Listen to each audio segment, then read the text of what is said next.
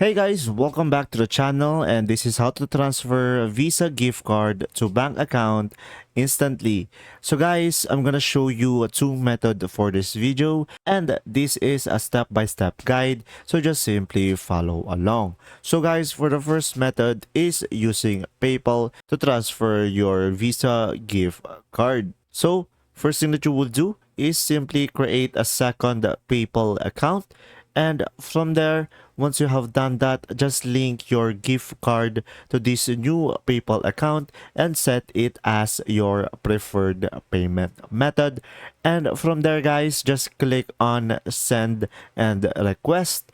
And from there, just simply enter the email address of your original PayPal account link to your bank.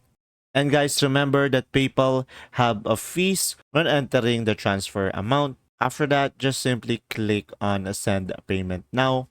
And from there, guys, just sign into your original payment account to confirm the recipient of the funds. And after that, guys, just simply use the standard transfer option to transfer the funds to your bank account.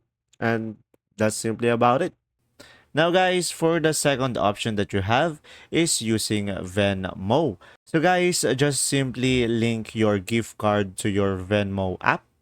So you can do this by going to settings, payment methods, and going to add the bank or cards.